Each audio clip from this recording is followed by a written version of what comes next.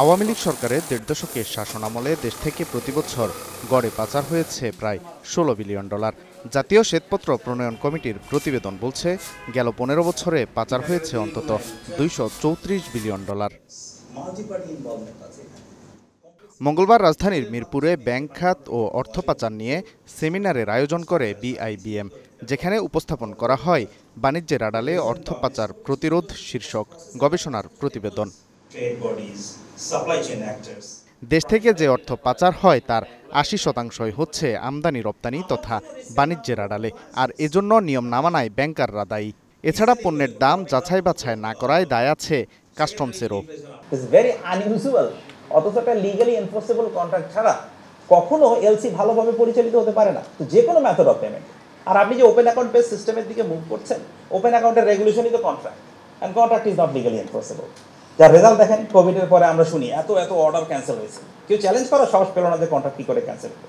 ভাই, ওটা তো আমরা নিজেরাই বানাইছি, নিজে সাইন করা। অ্যাকচুয়ালি টিবিএমএল এর প্রেডিকেট অফেন্স কোনটা? কারণ ব্যাংক যখন এসটিআর দাখিল করছে বা এসটিআর করছে, তাদেরকে বলা হচ্ছে তুমি প্রেডিকেট অফেন্সের কথাটা উল্লেখ করো।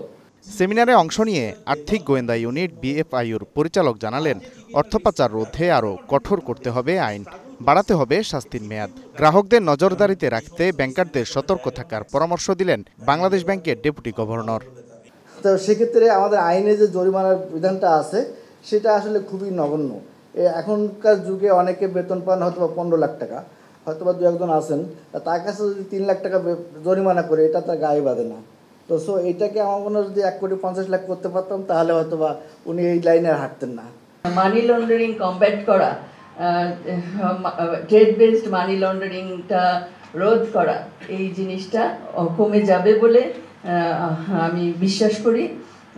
তো আপনারা সবাই ভালোভাবে মানি লন্ডারিং প্রতিরোধ করেন, দেশের জন্য কাজ করি আমরা। রপ্তানির আড়ালে অর্থ পাচার রোধে বিদেশি ক্রেতাদের ব্যাপারেও পর্যাপ্ত তথ্য সংগ্রহের তাগিদ দেন বক্তারা। তারা আমাদের দেশের সম্পদ তাদের দেশে নিয়ে গেছে। Walid Sakib, Star News, Dhaka.